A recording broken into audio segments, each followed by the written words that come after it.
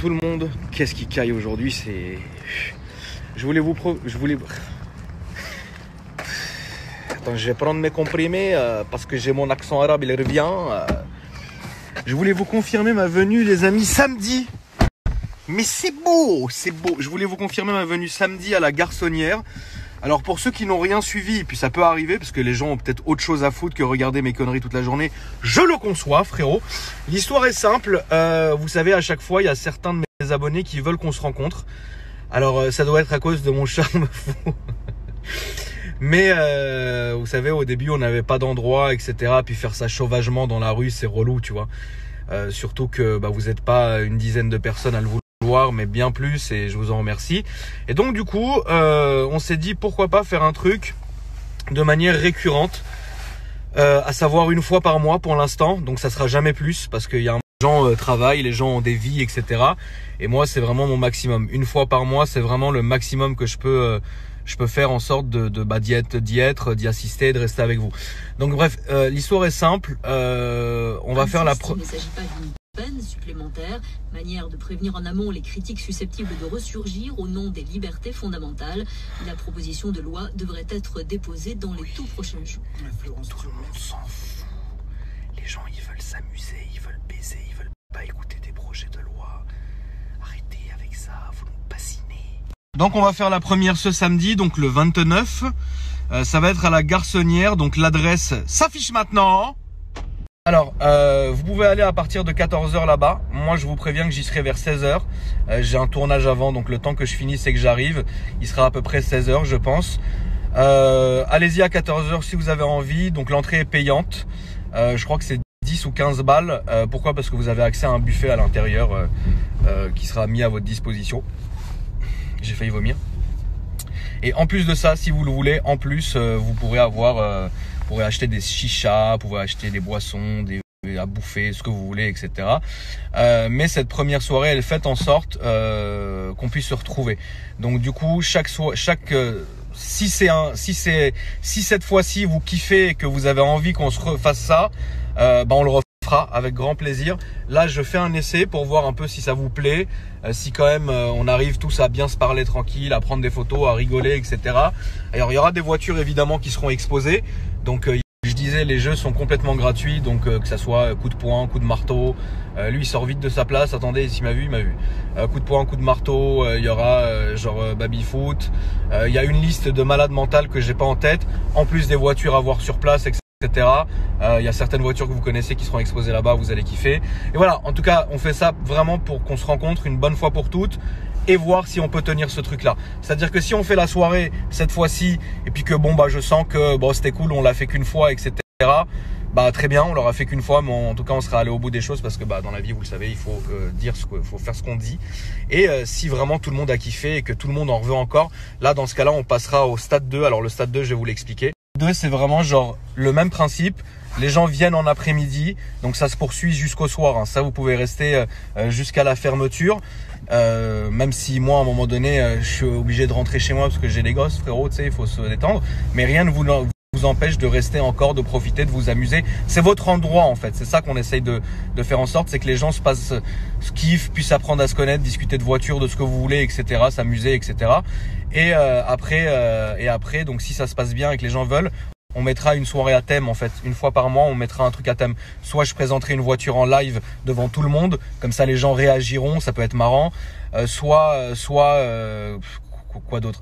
Soit voilà, concours de flammes avec les GTA. Enfin, tu sais, des trucs très cons, mais qu'on peut pas faire en fait en pleine rue ou quoi que ce soit. Donc là, c'est très cool. On a cet endroit qui est à disposition, qui nous a mis à...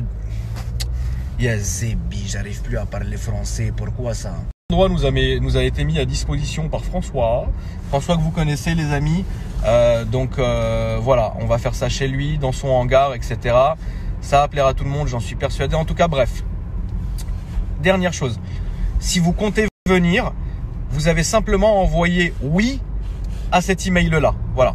Pourquoi? Parce que on peut pas avoir la même organisation s'il y a 30 personnes ou s'il y a 700 personnes. C'est une logique. Donc, c'est très important.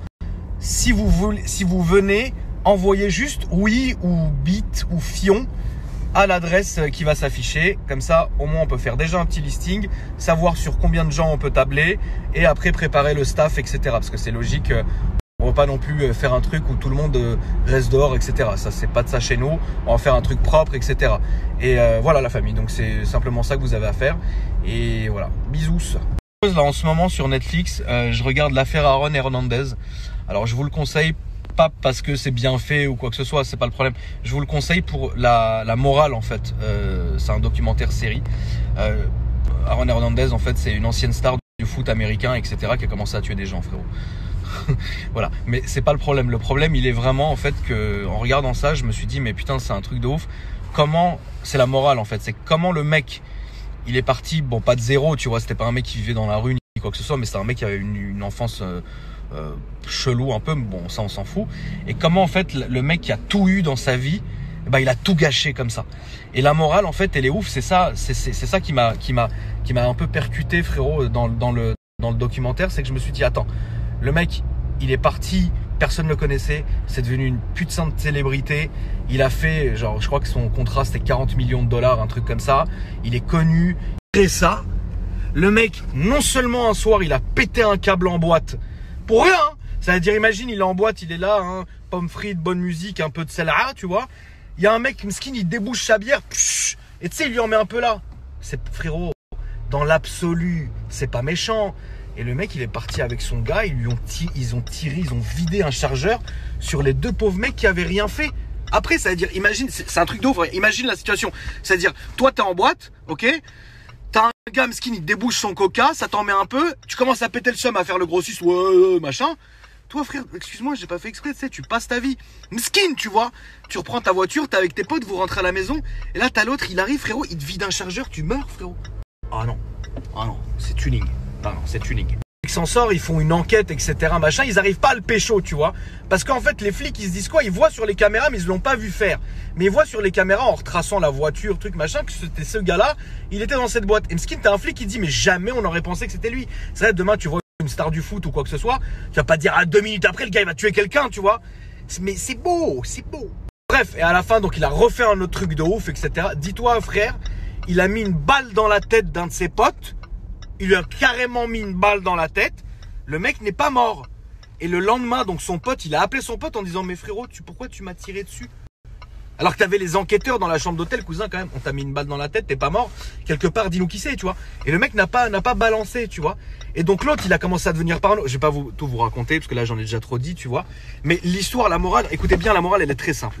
Donc en fait, la morale donc du truc, c'est que il y a des gens qui se rendent pas compte de la chance qu'ils ont jusqu'à qu'ils l'aient perdu, en fait, tout simplement. C'est-à-dire que, vous savez, il y a ce vieux dicton qui dit on se rend compte de la valeur des choses que quand on les a perdues. Et c'est une réalité parce que comment ce gars-là, il a eu une destinée comme ça en se disant jamais il se serait dit je vais devenir star du foot, je vais jouer au Super Bowl, je vais faire des contrats à 40 millions, hein, frérot. Là, on parle pas d'un millionnaire que t'as gratté, t'as gagné 10 euros. Là, on parle d'un 40 millions, tu vois. Il se passe quand même quelque chose physiquement. Il est arrivé à une telle carrière.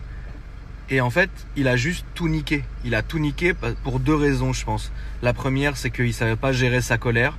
Et la deuxième, c'est parce qu'il pensait que rien ne pouvait lui arriver. Et c'est ça le vrai problème de cette vie-là. C'est qu'il y a certaines personnes, malheureusement, beaucoup.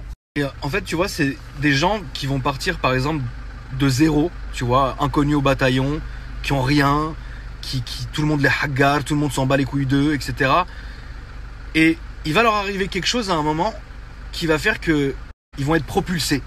Ils vont être propulsés dans une espèce de sphère où tu vas avoir de l'argent, tu vas avoir du succès, tu vas avoir un contact avec les gens.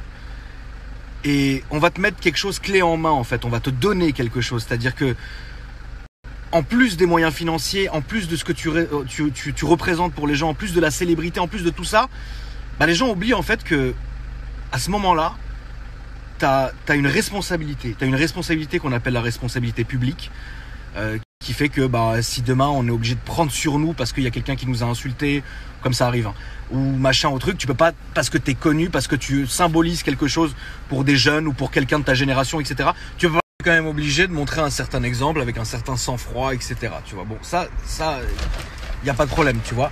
Mais le plus dans tout ça, c'est quand même que, enfin, je sais pas, à un moment donné, tu sais, tu dois te rendre compte quand même que tout ce que tu as, c'est une bénédiction. Enfin, moi, je veux dire que tout ce que j'ai, je sais que c'est une bénédiction. Je le sais, j'en suis conscient. Le fait que je sois né dans une bonne famille, c'est une bénédiction. Le fait que j'ai des enfants en parfaite santé, c'est une bénédiction. Le fait que j'ai des amis. Certains d'entre eux sont une bénédiction, les autres une malédiction. Que je puisse avoir un rythme de vie comme le mien, c'est une bénédiction. Que je puisse rouler dans des belles voitures, que c'est une bénédiction. Que je puisse avoir une belle santé, une belle maison, etc. Je suis reconnaissant envers Dieu pour toutes les choses que j'ai, tu vois. Et ça m'est arrivé 1 milliard de fois. Ça m'est arrivé énormément de fois de me dire, fais pas ça, parce que n'oublie pas ce que tu as et ce que tu peux perdre. Et vous savez, on reste des humains. Et les hommes et les femmes ont des caractères qui sont variables. Il y a des gens qui ont le sang chaud, d'autres qui ont le sang froid, etc. Machin. Il y en a qui ont des qualités que d'autres n'ont pas. Enfin, tout simplement. Et il faut toujours faire attention parce que à moindre coup, on sait pas ce qu'on perd en fait. Et mis à part ça, donc c'est ça la morale du documentaire, c'est que tout le chemin que tu as fait, toutes les bénédictions qui t'ont été données, aujourd'hui, tu les as perdues parce que, frère, tu as voulu faire le mongol, frère. En fait, en plus de ça, c'est aussi l'ingratitude de certaines personnes. Ça veut dire que des gens qui, à la base, bon, bah voilà, au final, sont devenus, bon, bah voilà, et ils sont ingrats, ils sont irreconnaissants, ils pensent que tout leur est dû, tout est acquis, etc. C'est mets une selle à un âne, il se prendra pour un cheval, frérot. Tu vois ce que je veux dire? C'est alors que le gars est resté un âne, tu vois, c'est ça, dans ce documentaire-là, ça regroupe vraiment beaucoup de choses comme ça, et tu te dis, putain, à un moment donné, je me suis dit, mais waouh, au final, on vit tous, de près ou de loin, ce genre de vie-là. Et il y a combien de gens, même autour de vous, la famille, qui sont ingrats, vous vous rendez pas compte? Les profiteurs, les punaises, frérot, les cafards, c'est des gens qui vous rongent la vie, ils vous rongent votre sang, frérot. Et ça m'est arrivé dans ma vie, tu vois, après, c'est pas des choses que je mets en avant sur les réseaux, parce que, tu sais, dans l'islam, il est dit que si tu fais une bonne action, du moment que, enfin, Dieu la voit quoi qu'il arrive, donc t'es pas obligé de la montrer comme ça devant les gens, et c'est pas bien, tu vois. Donc, moi, je fais ce que j'ai à faire, mais je fais toujours en sorte, tu vois, de le faire discrètement. Par exemple, quelqu'un qui est dans la rue ou quoi que ce soit, si vous lui donnez quelque chose, même une pièce, même une frite ou n'importe quoi, frérot, le gars, déjà, il est dans la rue, il est déjà à une place qui est chiante, tu vois. Donc, arriver et se branler, c'est horrible. Donc, bon, après ça me regarde. Je veux pas en parler, mais vous allez comprendre pourquoi j'en parle. C'est que quand vous faites quelque chose de bien, vous le faites faut pas vous attendre à un merci. Voilà. Vous le faites, vous l'avez fait. Le principal intérêt, c'est la vue. Vous l'avez fait pour vous et vous vous cassez. Tu vois ce que je veux dire? Mais le problème, il est que parfois, et on peut pas, on est humain, tu vois. On est humain, tu vois. Parfois, tu sais, t'as juste envie juste d'un merci, frère, que ça soit à ta famille. Alors, évident, frérot, si demain t'as quelqu'un qui est dans la rue et tu vas lui donner quelque chose, tu t'attends à rien. Tu lui donnes parce que il en a besoin. Tu lui donnes, tu passes ton chemin. Mais je comprends pas. Moi, demain, je fais un cadeau. Je te dis un truc con, hein, à un ami ou à ma famille, etc. Bah, je m'attends juste. Je veux juste que ça lui fasse plaisir. Mais on est humain. On peut pas. Tu peux pas me dire que t'as pas envie que la personne te dise merci. Ça va pas te faire plaisir. La personne te dit merci. Figurez-vous, frère, la terre est peuplée de fils de pute, ils vont même pas te regarder. Pour eux, c'est normal, mon gars. Je te dis une connerie, frérot. Je sais que ma petite sœur, frérot, la petite Tara, frérot, princesse Tara qui fait des TikTok, alors c'est insolent, frérot. Toute la journée, elle est là. TikTok, c'est insolent. Moi, je ne peux pas, frérot. Mais bon, princesse Tara, frérot, elle veut une paire de Balenciaga. Dans la seconde, elle peut l'avoir. Parce que la vie, c'est donnant-donnant. Tu vois ce que je veux dire? Alors ma grande sœur Lara, qui est influenceuse, elle fait sa vie, elle est sur un rail, elle fait son truc. Mais la petite Tara, frérot, qui est encore sous ma tutelle aujourd'hui, tu vois, bah moi je trouve que voilà, tu travailles, tu fais ton année, t'es bien, etc. Et le résultat, tu vois ce que je veux dire? Mais il y a des gens, tu vois, et je sais que la petite, quand on lui offre des choses, c'est une personne qui va vraiment extérioriser, c'est-à-dire limite elle est en pleurs, merci, machin. Ça fait plaisir, tu vois ce que je veux dire. Mais dites-vous, la famille, qu'il y a des gens dans ce bas monde, tu vas leur offrir une vie, clé en main, ils vont même pas te remercier, ils s'en battent les couilles. Et pour eux, c'est normal. Et toi, t'es une merde. C'est normal, merci. C'est normal, ça, c'est normal. Tu vois ce que je veux dire? C'est waouh, c'est incroyable. Mais La bonne nouvelle dans tout cela. Nouvelle, la famille, il existe une solution, une bonne nouvelle. Retenez bien ça. Quand la vache, elle a arrêté de donner son lait, eh ben, tu peux plus tirer du lait, frérot. Donc, tu crèves. Donc, quand vous, les vaches laitières, vous allez fermer les vannes et que les autres, ils sont là en train de téter. Oh, mais il n'y a plus de lait. Je vais crever. Ben, c'est comme ça. C'est bête, hein. Mais il y a une solution. Tu donnes à un moment donné, nique ta race. Qu'est-ce que tu vas faire maintenant? Tu vas aller boire du lait ailleurs, frérot? Bah non, parce qu'on t'a déjà cramé partout, donc il n'y a plus de lait. Plus personne n'a du lait, frérot. Apportez-moi mon lait, frérot. La morale de cette histoire, la famille, c'est que ça s'applique à moi, ça s'applique à vous, ça s'applique à l'humanité entière. Tu vois ce que je veux dire? On est tous la vache laitière de quelqu'un. Mais la bonne nouvelle, frérot, c'est que je vous annonce que bientôt, il va y avoir une sacrée pénurie de lait. Et là, on va rigoler, frérot.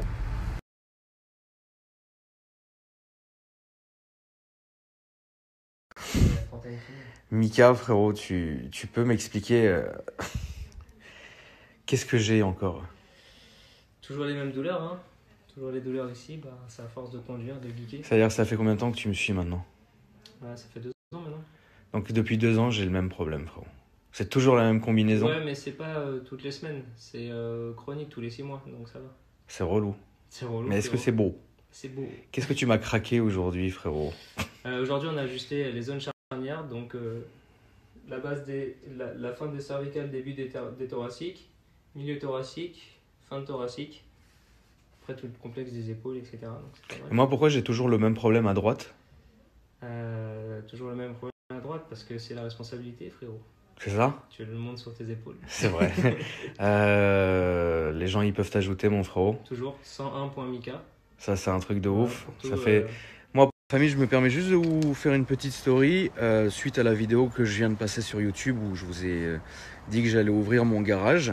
Alors, il y a beaucoup d'entre vous qui ont pris la liberté d'envoyer des CV, donc c'est très bien, mais vous les avez envoyés sur le CV, sur le SAV AKR, donc ça n'a rien à voir.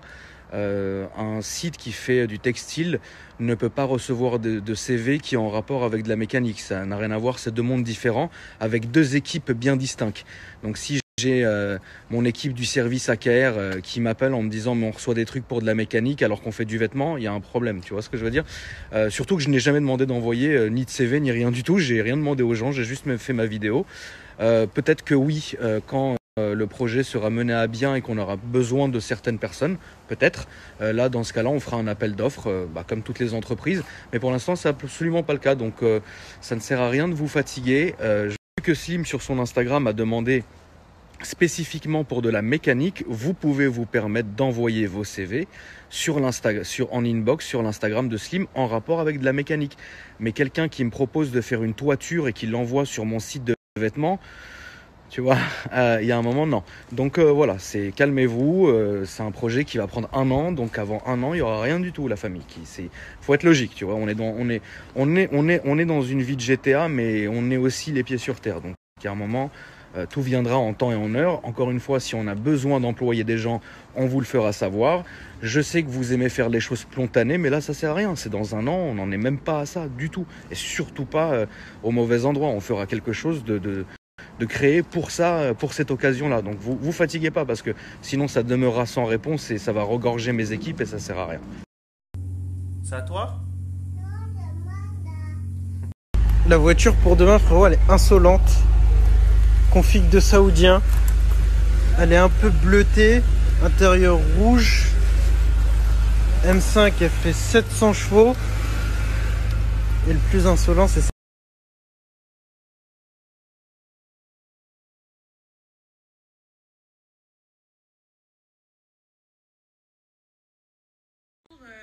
Mais t'es trop mignonne avec ton chemisier, ma sœur.